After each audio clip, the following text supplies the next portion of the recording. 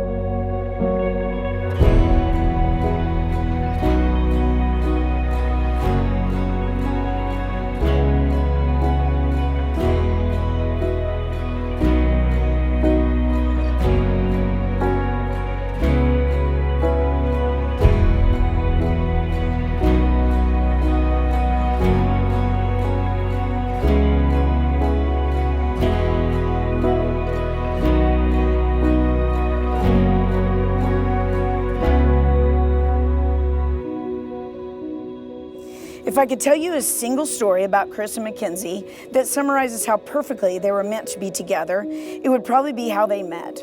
It's one of those stories where if you replayed the night 9 times out of 10, they most likely would never have met.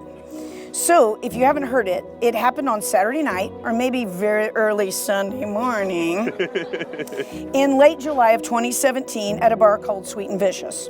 Mackenzie was out grabbing drinks early Saturday evening with the intention of going home, or at least moving to a different bar, before the late night crowd would ever even think of showing up.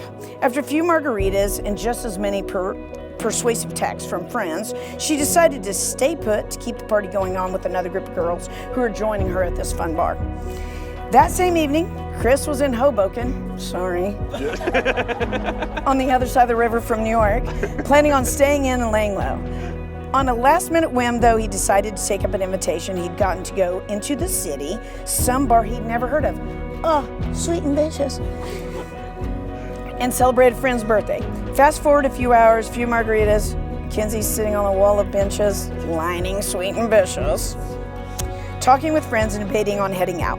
When Chris, I think we all know he can navigate a crowd, his quickly emptying wallet, you were a buyer? And anyway, just quickly emptying wallet and his friends' overindulgent drink orders, but just then, it happened. Mackenzie looked up to see a tall, red-headed guy towering over the crowd and doing something she never even thought she would ever think about, let alone ever done before. She jumped up, across the jungle of the Lower East Side patrons and walked over him, tapping him on the shoulder, looked up and said, "You want my number?" And from that fantastic moment on, it was happily ever after. The beginning of Chris and Mackenzie's love story is not only one of the luckiest stories I've ever heard, but is also the most perfect way to summarize just how destined they were to meet and begin a life together.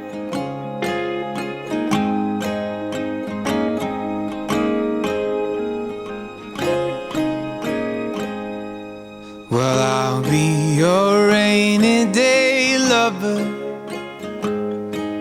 whenever the sunny days end, and whatever the weather, we have each other, and that's how the story will end.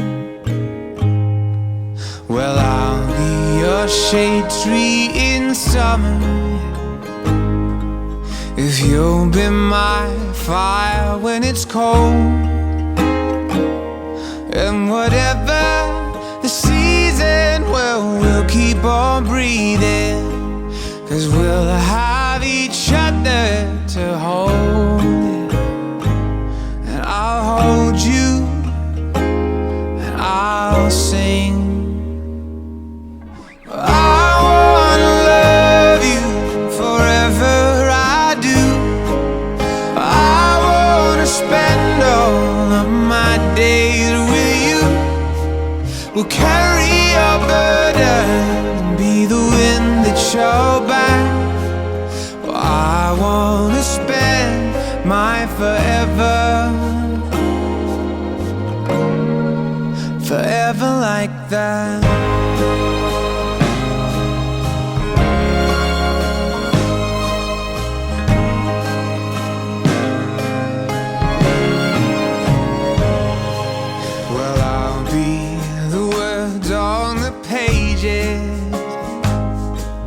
If you'll be my sweet melody,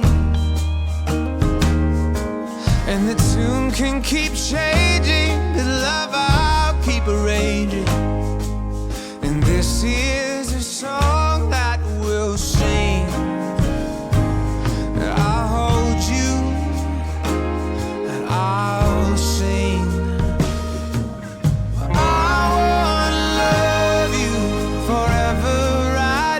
Ever since that first moment, they have worked to enrich their life together, taking on new challenges, new obstacles, and supporting each other the entire way.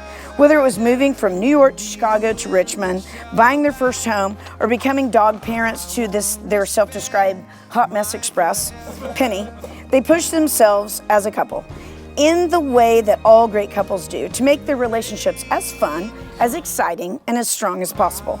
They are each other's biggest and strongest advocates. They expand each other's horizons. They push each other. They protect each other. They make each other laugh.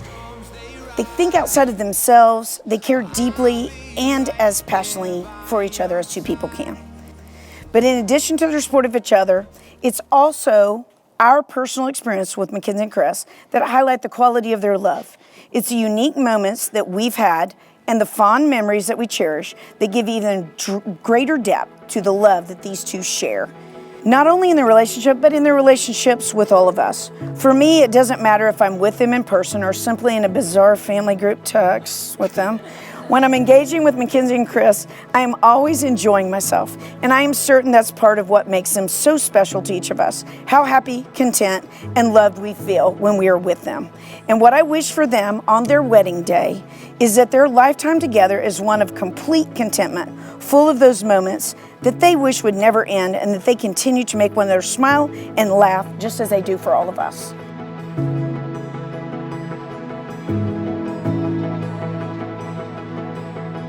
So you have known each other from the first glance of acquaintance to this point of commitment.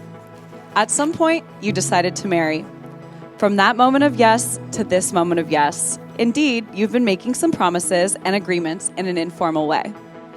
All of those conversations that were held in a car or over a meal or during long walks, all of those sentences that began with, "when we're married," and continued with, "I will," and "you will," and "we will," Those late night talks that included someday, somehow, and maybe. And all those promises that are unspoken matters of the heart. All of those common things and more are the real process of a wedding. The symbolic vows that you are about to make are a way of saying to one another, you know all those things that we've promised and hoped for and dreamed of? Well, I meant it all, every word. Look at one another and remember this moment in time. Before this moment, you have been many things to one another. A stranger at a bar, friend, companion, lover, hype man, dancing partner, Penny's dog parent, and even teacher, for you have learned much from one another over the last few years. Now you shall say a few words that take you across a threshold of life. For after these vows, you shall say to the world, this is my husband, this is my wife.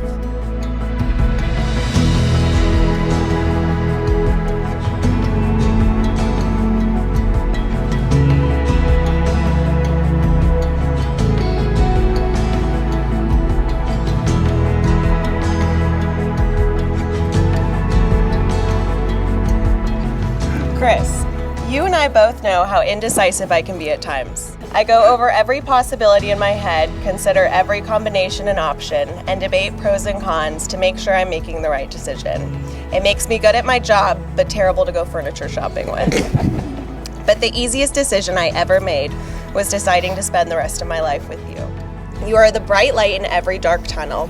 You have stuck by me through my best and worst, and loved all that I am because of you. Because of you, I know that there is no better feeling than being loved entirely for all that you are. You build me up, you give me hope, and I have never known anything more clearly than that we were meant to spend the rest of our lives together. I see these vows not as promises, but as privileges. I get to laugh with you and cry with you, care for you and share with you. I get to run with you and walk with you, build with you and live with you. I get to have you be the person I spend the rest of my life with. As your wife, I promise to love you with the same determination and confidence you've given me. I vow to support you through all of the ups and downs to come. I pledge to commit myself to our family and the good and joy I know will grow from it. So let's turn this day into a life full of love, laughter, tall redheaded children, and lots of burritos. I love you. So first, I promise to always cheer for the Chargers, no matter when, where, or who they're playing. Second, I promise to always keep a bottle of New Zealand's finest Savi B, chilled and ready to go in the fridge to be poured whenever we want. I promise to always wake you up when you fall asleep on the couch, making you go to bed no matter how much you tell me, I'm fine, just let me sleep here, or it's okay, I live here now. So, now that those essential ones are out of the way, with these last final vows that I've written, I want to make the biggest promise that I know how. And that's the promise to keep learning and growing in our relationship so that we can keep making promises to each other that work for us to grow and evolve with our lives together. Whether in the good times or the bad, the happy times or the sad, I promise I'll always keep focusing and prioritizing you and me as a team. I promise that I will always put you and our family first, whether it's just you and me, whether it's you, me, and Penny, or the small army of lanky, redheaded, volleyball-playing, better be a lawyer because they got your arguing and debating skills, kids that I cannot wait to have with you. Whatever our family is, I promise to always put it first, and that our family is always going to start with you. So, while I can't make every promise, I do make you this promise. I promise to love and cherish you each and every day that I'm lucky enough to be able to know you, and to continue falling more and more in love with you each and every moment that we're on this earth. I'm done.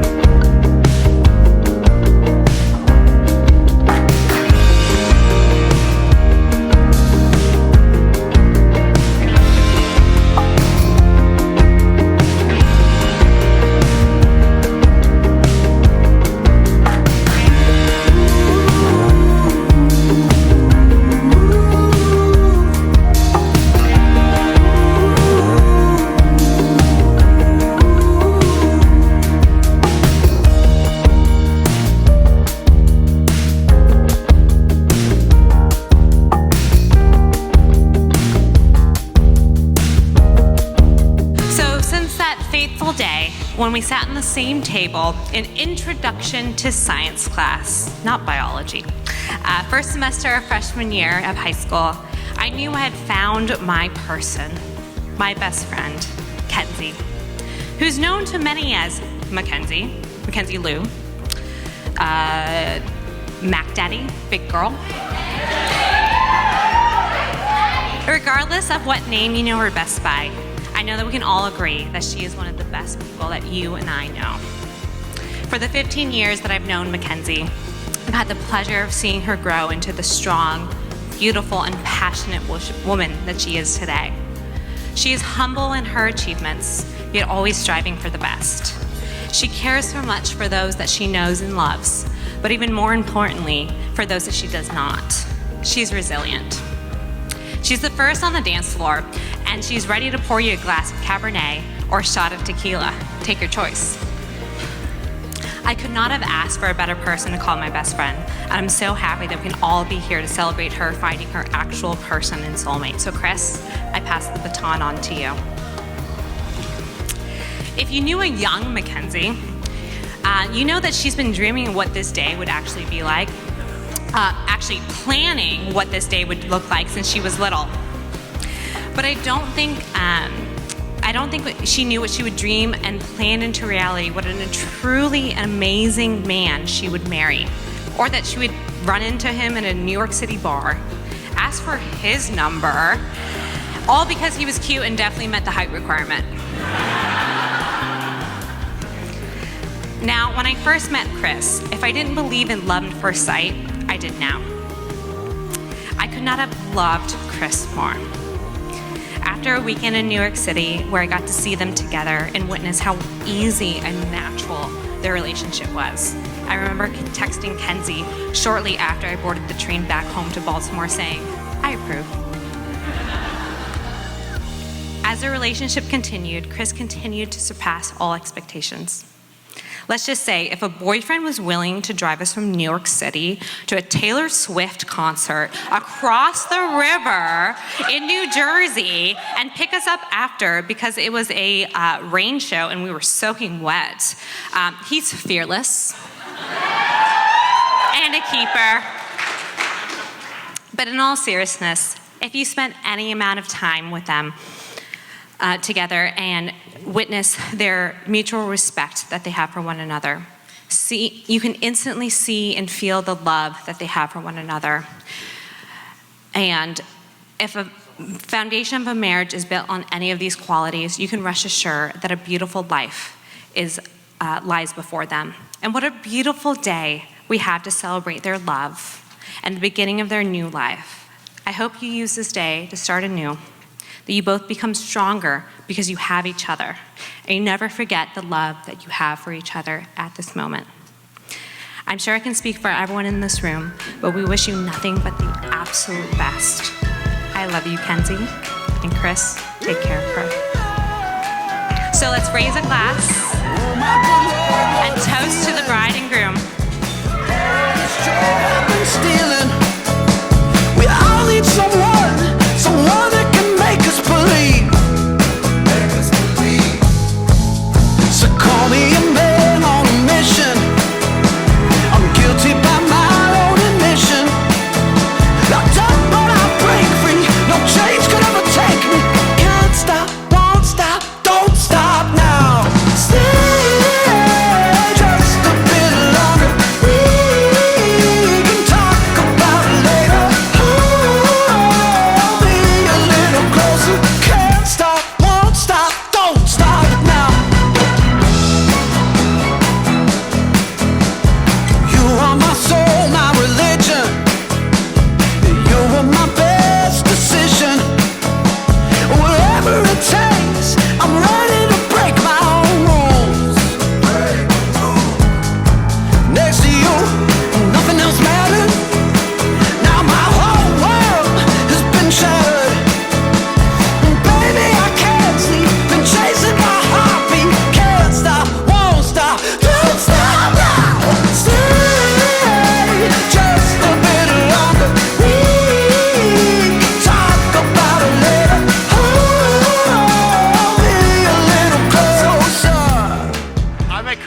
about 9 years ago, back at bid day at DU at Lafayette College, and I was told I could just come up here and say Chris was awesome and drop the mic, but I did prepare a speech, so I might go with that. The funny thing about making new friends and joining fraternity is that you don't actually get to choose your pledge class and your friends. It's the older guys like Matt and Rishi over there that make the choice and then mold you and your friendships together. And for once, those guys actually made some good choices in their life. And by some small miracle, our bond created has lasted throughout the years, which is why so many of us at the tables over here are here today, though I think the open bar helped a bit. A little encouragement.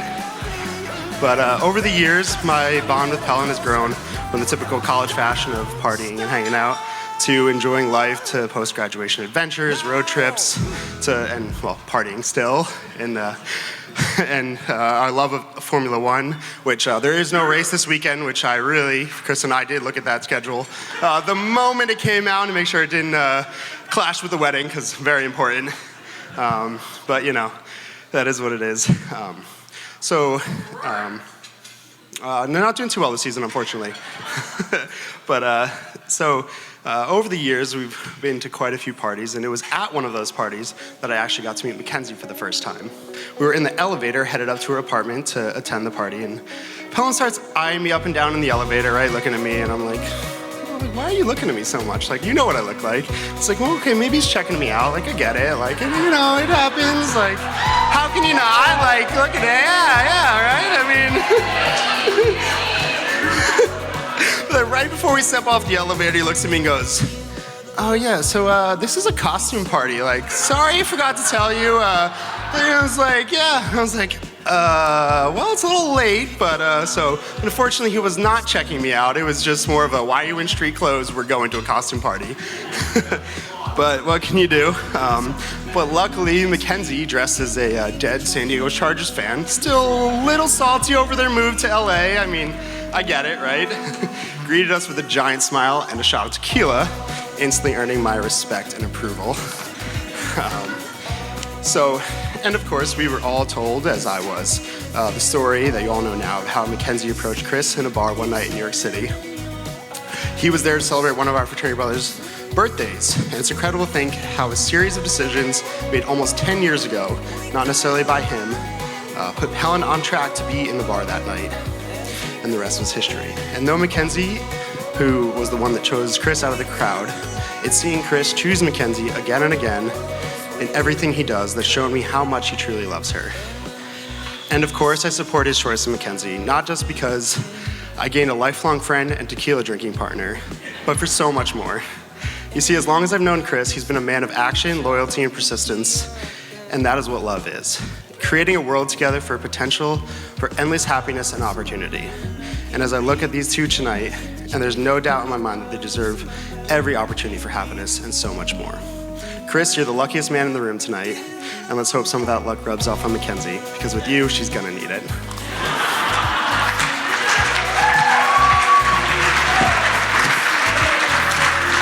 I love you guys so much, and cheers to the happy couple.